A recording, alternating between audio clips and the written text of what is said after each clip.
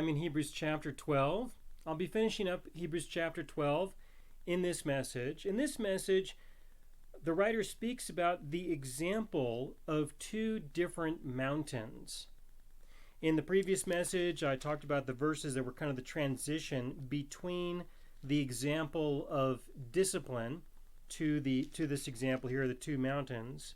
But in this case, that's what he uses. Beginning in verse 18, this is Hebrews chapter 12, verse 18. It says, "For you have not come to the mountain that may be touched and that burned with fire, and to blackness and darkness and tempest, and the sound of a trumpet and the voice of words, so that those who heard it begged that the word should not be spoken to them any more. For they could not endure what was commanded, and if so much as a beast touches the mountain, it shall be stoned or shot with an arrow. And so terrifying was the sight that Moses said, I am exceedingly afraid and trembling." That was one mountain, referred to as Mount Sinai. And then in verse 22, "But you have come to Mount Zion and to the city of the living God," that there is a different kind of mountain. All right, so let's start with the first one, the mountain of God, the mountain that God met the people, the children of Israel at, that was effectively set on fire. Let me tell you what happened. What happened was that God set the children of Israel free. The nation of Israel was set free from slavery in Egypt, and he brought them out to this mountain, and this mountain is found in Saudi Arabia. And when all the people had finally assembled there, this was a big opportunity for God. This was his chance. This is his opportunity to engage in a personal relationship with the people.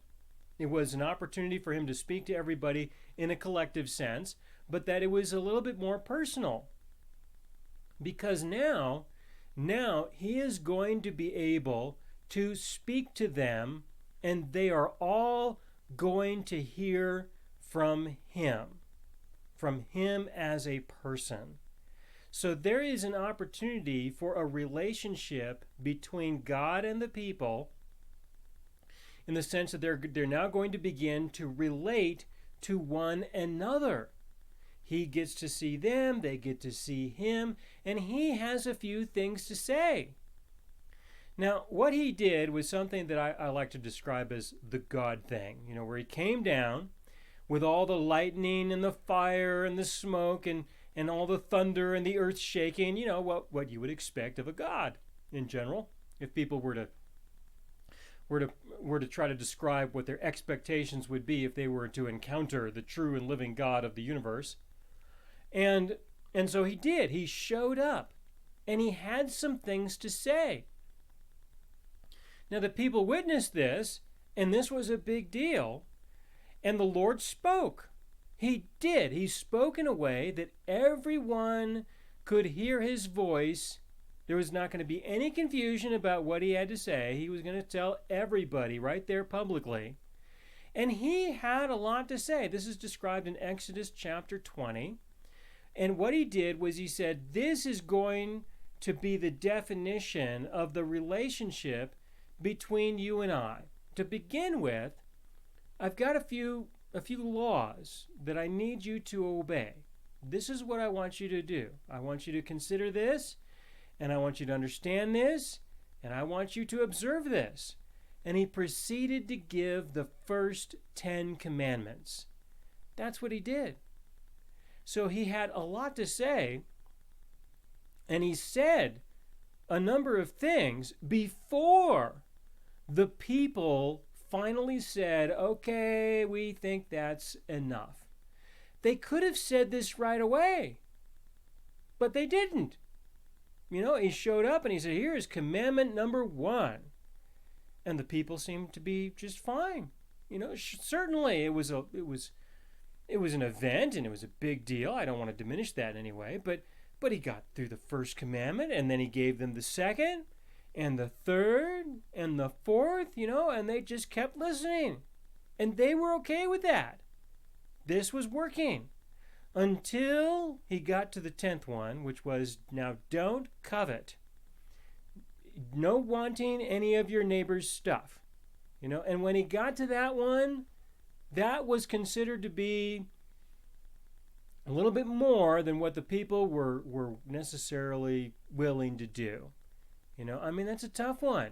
Don't covet your neighbor's stuff. Don't want your neighbor's wife, or husband for that matter. Don't want your neighbor's ox or their car.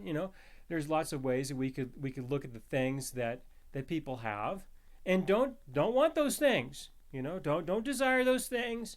That's not going to be acceptable before God. And obviously that's just about impossible to observe. And so the people recognized that it was just about impossible to observe, and that what that meant was that there was something wrong with them. That's effectively what that meant. That there's something wrong with you, because God says, don't covet your neighbor's stuff, or your neighbor's servants, or their spouse, or their children, or whomever, or whatever. Don't desire these things. Don't covet these things. So if God says that, this is the law, and God is good, right? He's not going to give a law that's unreasonable in the sense that it's inappropriate. It certainly is appropriate. If that's the case, then this will expose that there is something wrong with them.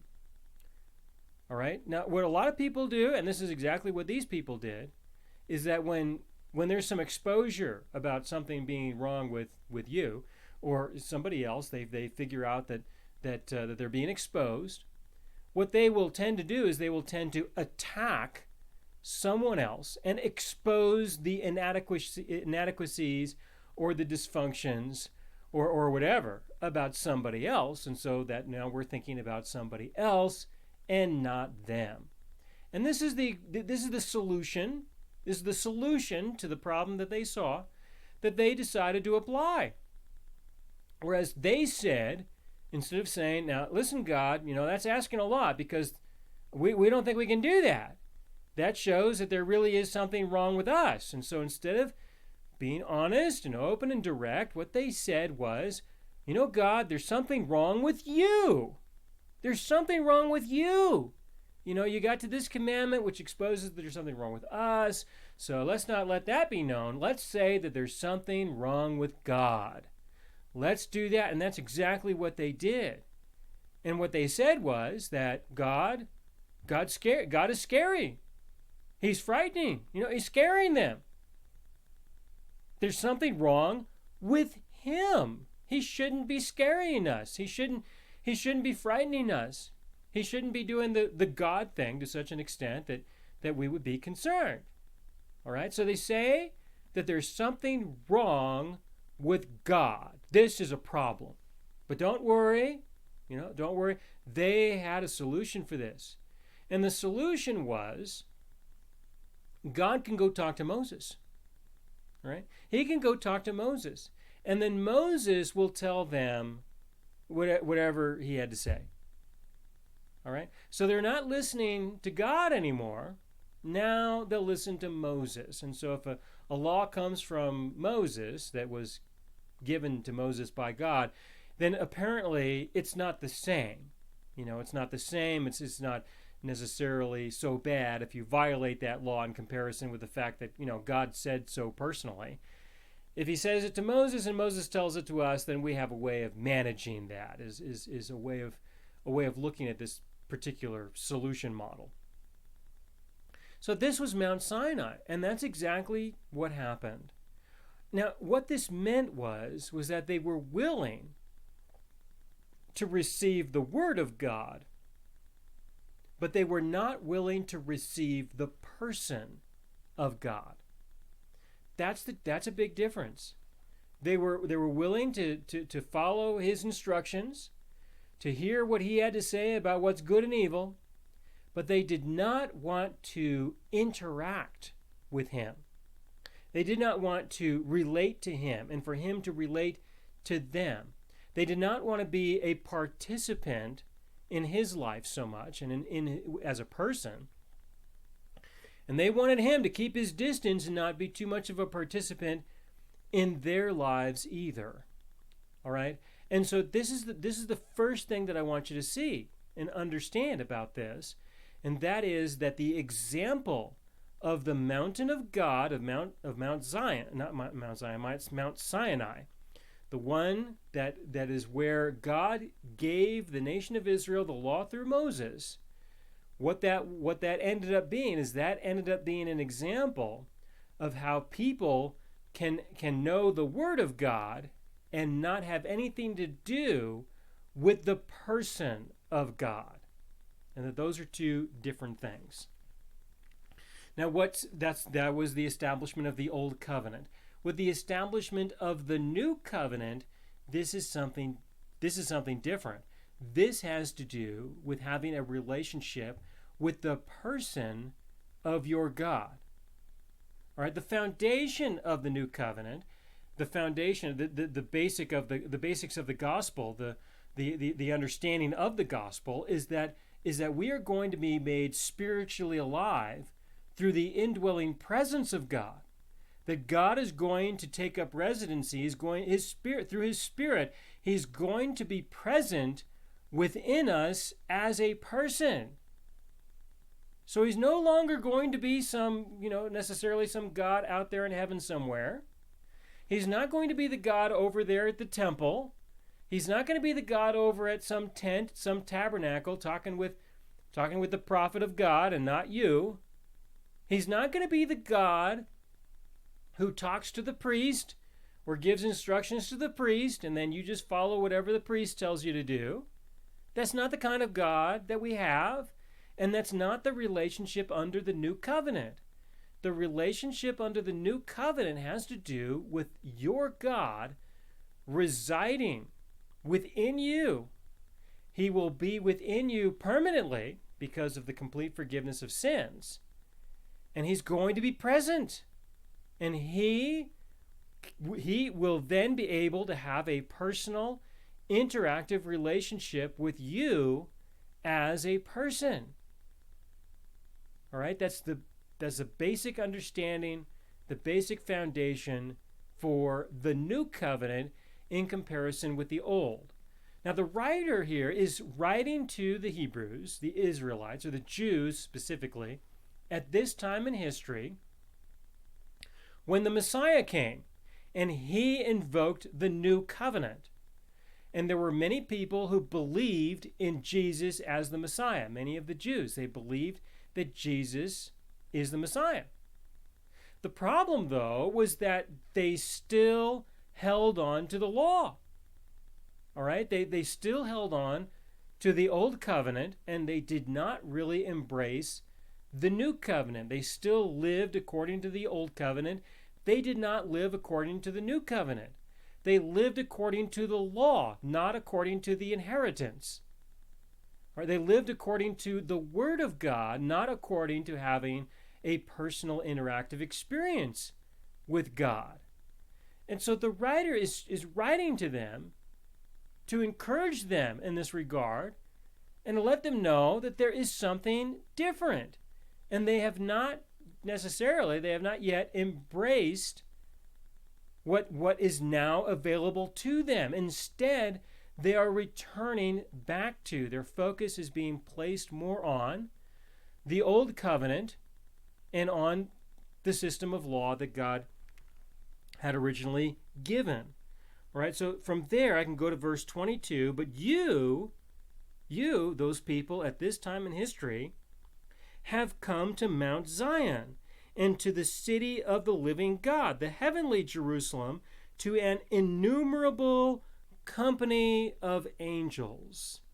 All right, now there's a lot here in verse 22. First of all, what is Mount Zion? Mount Zion was originally, it was a hill there in Jerusalem that David conquered from the Jebusites, and this was a hill that eventually held a symbolic meaning of the Messianic kingdom. All right, and so Mount Zion, which while it is a specific location, it's also used as symbolically as a symbolic representation of the Messianic king and of the Messianic kingdom. And now the Messianic king has arrived, the Lord Jesus, and the kingdom is now open and available for people to be a part of it. But of course, this kingdom is not a physical kingdom here on earth like we would normally recognize. The kingdom is the heavenly kingdom. It is in his kingdom in heaven, and we have access to the kingdom of heaven. When we physically die, we will be present there. And while we have an opportunity to go and dwell with our God in his kingdom, in the meantime, he has come out of his kingdom to dwell within us. All right, that's what's going on right now. But the symbolic expression of Mount Zion is still present. It is still present in the sense that we are definitely a part of that. All right. Now the children of Israel, they eventually went to the promised land, and eventually they did set up Jerusalem after King David conquered it. They set up the temple there in the tabernacle, and then Solomon built the temple, David's son. And God went there, and he was present there in the temple. All right, and so the Jews at this time, when this is being written, they are predominantly there in Jerusalem, where they have reasonable access to Jerusalem, and they identify themselves with what is going on in Jerusalem. And we know, according to the history that's given to us in the book of Acts, that many of the Jews who were there were zealous for the law, and were there whenever it was required. They were often there at the temple in Jerusalem, nearby Mount Zion. They were there in order to observe the Mosaic law, right? They were living by the law, not so much by the inheritance. So again, in verse 22, but you have come to Mount Zion and to the city of the living God, the heavenly Jerusalem, right? He's telling them, look, you have come because you have surrendered to the new covenant. You have now come to the real mountain of God, the real kingdom of God, the heavenly Jerusalem, right? The real one, the real thing, the one that God is a participant in, where God is found, where Jesus went. Jesus did not go into the physical temple in Jerusalem and present his blood there. He went to the real temple, the real tabernacle, before the real ark in the real kingdom in heaven. That's where he went, and that's where we have come to. That's what we are a part of. And the people were rejecting the truth of that in favor of the physical Jerusalem and the physical temple and the physical Mount Zion, instead of embracing the reality that they were now a part of because of what Jesus did for them. All right? And so at the end of verse 22, he says, to an innumerable company of angels, in order to emphasize the point that not only is there a real place, a real temple, and a real thing to be a part of, but that's where the angels are. All right, even the angels are over there. They're not a part of the temple there in Jerusalem that the Jews at this time were participating in. They were a part of something else. And so you have been called to be a part of the something else, to let go of Mount Sinai and all that is represented there, to let go of the covenant, to let go of the law, and embrace the true and living God, embrace the Messiah, enter into the new covenant, and live by the inheritance in Christ Jesus. It's another example referring to the two mountains in order to emphasize the same message, the same point. In verse 23, to the general assembly and church of the firstborn who are registered in heaven, not registered there in the temple. When people were born there in the nation of Israel, they were registered there in the temple in order to document inheritance rights. All right, that's what it was for. But now you have been registered in the real temple, in God's temple, where your inheritance rights are established there. Verse 23 again, to the general assembly. That's where the church is. That's where the people of God are. The general assembly and church of the firstborn who are registered in heaven. To God, the judge of all. To the spirits of just men made perfect. To Jesus, the mediator of the new covenant. And to the blood of sprinkling that speaks better things than that of Abel. I'll come back to Abel in a second. But as you can tell, everybody's over there. The general assembly, the church, all the angels, God as the judge, all the spirits of just men. That's where Jesus is. That's where his blood is. And you people are over there thinking that that is where your relationship with God is found, or that that is what defines your relationship with God, or that that has any part in your relationship with God at all. It has nothing to do with that at all. All right? This is your opportunity to be a part of everyone who is a part of God. The angels, the just men, Jesus, the church, the assembly, and God as a judge. He is present there. And yet the people's focus was still at the physical location. All right? You'll find that people do similar things today. Same kind of thing. Except it's just in a different kind of package. All right? In Christianity today, people look at their churches in the same way. They look at their churches, their buildings, their facilities, as if that is the kingdom of God, as if that is the temple of God, as if if you're going to have a relationship with God, you've got to be a part of that. You've got to go there. You've got to do that thing. It's this same thing. It's just repackaged. All right? And it's easy for people.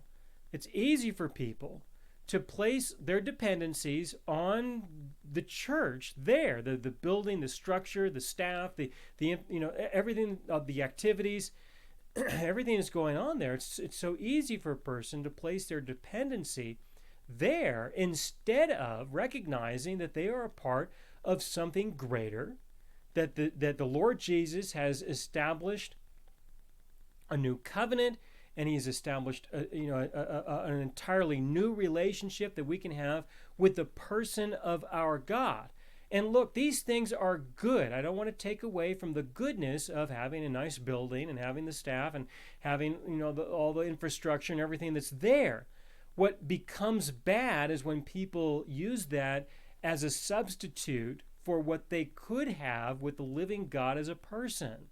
That's when it becomes a problem. And so it's how people perceive, it's how people use, it's what people are thinking. And unfortunately, to have it is encouraged for people to have a strong dependency on the facility and on the corporation. It's common for people to be encouraged to have a strong dependency on that and on the priesthood that is present there. It's encouraged instead of encouraging people to know the person of their God. So the same thing goes on today, and it's always going to be a struggle. It's always going to be a thing that people are dealing with. So again, in verse 24, to Jesus, the mediator of the new covenant, and to the blood of sprinkling that speaks better things than that of Abel. What was the testimony of Abel? I mentioned this previously in comparison with the testimony of Cain. The testimony of Cain was that he observed the law that God gave. God gave the law. You are to work the ground, pull the weeds, and that is how you're going to get your food to eat. And that's what he did. And he presented the evidence that he followed the directions of God. He was obedient to God. Abel presented something else to God that was not associated with pulling weeds. But it was what Abel had, and it was his and it was the condition of his heart that he wanted to offer something up to God in recognition of God, and that God may participate in his life, that he wants to participate in God's life, and that he is not presenting himself. Abel did not present himself in terms of his own righteousness. He did not present something to God and say, you see, I did what I was supposed to do. You owe me. Now you bless me. Now you like me because I was obedient. That was not what Abel did. He presented himself and said, I want to have a relationship with you, not based on my obedience, but just based on the fact that you are you and I am me. That was the message of Abel. And Cain's was different. It was the message of I was obedient, and so you and I are now together because, well, that's the way it's supposed to be. I did what you said, and so I'm right with you. And I'm right with you because of my obedience. All right, now the Jews during this time were doing the same thing. I am obedient to God. And so because of that, God and I, we're okay. I am right with him. And so he is to have a relationship with me because I am obedient. I go to the temple during all the festivals that I'm required to be there. I give my offerings as I am required. I don't commit as much sin as these other people do. I'll find some people I can compare myself with. All right, it's the exact same thing that people are doing today. What Cain did was rejected by God. What the Jews were doing in Jerusalem at this time was rejected by God. He showed up personally, and he said, we are going to establish things over here. All right, that's what he did. And today, ever since then as well, people are doing the exact same thing. They're presenting themselves to God in the context of they repented, they obeyed. It's the same thing as Cain. Same thing as the Jews in Jerusalem. It's just got different names and different people, but it's still the same thing. All right? And so the message of Abel was that our right standing with him and our relationship with him is not going to be based on our obedience. It is going to be based on his grace and mercy, and that is all. And yet what we have is greater than the testimony of Abel. The clarity of it, just in and of itself, is greater than that testimony. All that has been revealed through the Lord Jesus, through what he did, and through the testimony of the people who are witnesses, everything that we have is so much greater than the simple testimony of Abel. And ever since then, the testimony has increased and increased more and more. So again in verse 23, to the general assembly and church of the firstborn, who are registered in heaven, to God, the judge of all, to the spirits of just men made perfect, to Jesus, the mediator of the new covenant, and to the blood of sprinkling that speaks better things than that of Abel. The blood of Christ speaks better things. In verse 25, see that you do not refuse him who speaks. For if they did not escape who refused him who spoke on earth, much more shall we not escape if we turn away from him who speaks from heaven. Right? Now there are two things here in verse 25. The first is the person, and the second is what the person said. There are two different things. Now, what he has to say is, of course, of great importance. It is. But what is of greater importance is the person. That's why it is written in this context, because everything prior was all about what did he say? What did he say? What is the commandment? What are the instructions? What is good? What is evil? What did he say? But folks, there is a big difference between what did he say and what about him as an individual? What about him as a person? Not just what he has to say, but about who he is and about how he relates to you. Those are two separate things. And here in verse 25, this is a fantastic opportunity to really see this. See that you do not refuse him who speaks. All right? Him. Because when you turn away and you turn towards the law, you are rejecting him in favor of what he said. All right? Now, I understand that what he said is important. I don't want to take that away and say that it's not. But there is a difference in terms of relating to the person versus just simply receiving the words that were conveyed. See that you do not refuse him who speaks. For if they did not escape who refused him who spoke, all right?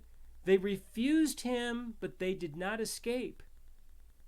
The children of Israel refused him, but he was still present, and he still fulfilled what he brought them out of slavery to accomplish. He still did that. He just had to miss out on having a relationship with them. But that is not the way things are going to be now. That's not the way things are going to be now. You're not going to be a part of the kingdom of God. You're not going to be a part of the kingdom of God outside of being in relationship with the person of your God.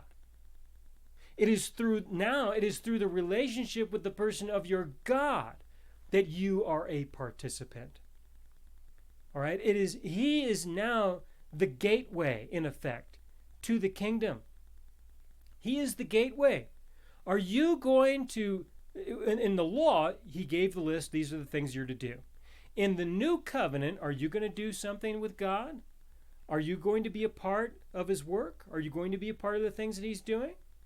If you are, you're going to have to get through him to do it. All right? You're going to have to get through him. You're going to have to be a part of him. You're going to have to be connected with him as a person. To have access to the works of God, you must be in relationship with the person, with God.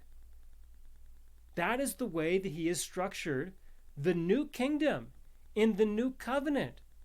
All right? There is no place that you can go, if you haven't noticed. There is no place that you can go. There's only a person who you can go to. And he can encourage you to go to a place. It doesn't matter where the place is. It doesn't matter who's there. But in order to be directed to go somewhere, you have to go to the person. You cannot go to a place to hear from the person. You must hear from the person who sends you to a place. All right? That's a simple way to understand the difference. And so, in verse 25, for if they did not escape who refused him who spoke on earth, much more shall we not escape if we turn away from him who speaks from heaven. All right, much more we shall not escape if we... Why? Because we can't turn away from him. We can in a certain sense, but he who dwells within you is not going to leave. So you may ignore him. You may just decide, I'm just not going to think about you, God. I know you're here, but hey, I'm just not going to ignore you. You can choose to do that, but you're never going to be able to escape. He is always going to be present. He's always going to speak to you in the smallest ways, because those are the ways you may not notice right away and turn away from him right away. He will never leave you, and he will never forsake you. Once you have been saved in accordance with the new covenant, there is no escape from the person who lives in you. There is no escape. In verse 26, whose voice then shook the earth, but now he has promised, saying, "Yet once more I shake not only earth, but also heaven," which is just an expression in order to say that he did something great before, but what he is doing now is even greater. Verse 27, now this yet once more indicates the removal of those things that are being shaken as of things that are made, that the things which cannot be shaken may remain. All right, now in verse 27, he says that there's going to be a shaking, there's going to be a removal, disruption, conflict. Obviously, some change is going to be going on. And what this has to do with is the fact that there are a lot of things that really shouldn't remain, but there are many things that should remain. And that is a way of understanding the change in our lives, the change in our lives and the change in our person. A way to understand that is to say that in that change, there are going to be some things that we let go of. There will be some things that are added, but there are things that are going to be let go of, and there will be some things that will remain. All right? And those things that will remain are those good things that have to do with our relationship with our God, that are added and or are amplified concerning who we became as soon as we were made into a child of God. In that sense, those kinds of things will remain. Once you are saved, you are righteous, you are holy because of what he did.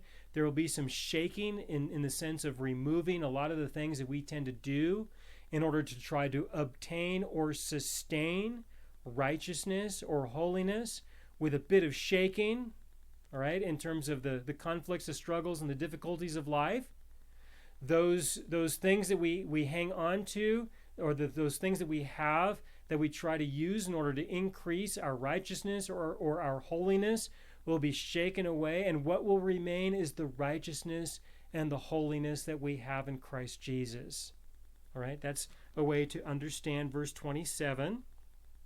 And then in verse 28, therefore, since we are receiving a kingdom which cannot be shaken, let us have grace by which we may serve God acceptably with reverence and godly fear. Now, this really exaggerates the point more, that beforehand you may have thought that you were serving God, but he didn't feel that way. You know, if you observe the law, are you serving God? People will say, yeah, they think they are. But he doesn't feel that way. All right? He doesn't feel that way at all. And so, there's a big difference between serving God under the old covenant versus serving God according to the new covenant. Even today, okay, this is, you have the time period when the law was given, the days of Moses. You have the days of Jesus, and how about today? Similar things go on today. Today, people will ask the question, well, how is it that you are serving God? And then people will say, well, I'm a part of this, and I'm a part of that, and I'm part of the other thing. And all these things, they all have to do with the issues related to the flesh, and they all have to do with the things related to a person's perception of what is good and evil. It is the system of law that they are using, and it is not likely going to be the entirety of the Mosaic law. It's just going to be a part of it. Maybe the first 9 or 10 commandments. I mean, they might try commandment number 10 and try not to covet so much. All right? And there is a belief that through living that kind of Christian life that you are serving God. All right? There is a belief today. And it's the same thing. Why? Because there is a law that people observe. There is a standard that people follow. And to them, that is serving God. But here, he says you have been set free from those things so that you can serve God. Again, in verse 28, therefore, since we are receiving a kingdom which cannot be shaken, right? Why would it not be shaken? Because there's nothing left to shake out of it. All right, that's why. Let us have grace that we may, let us have grace, not law, that we may serve God acceptably with reverence and godly fear. So are you going to do it because you have received law? You have received the instructions, You want to serve God? This is how you do it. All right? This is the list. And everybody's got their own list, and so I'm not going to try to give you an example list.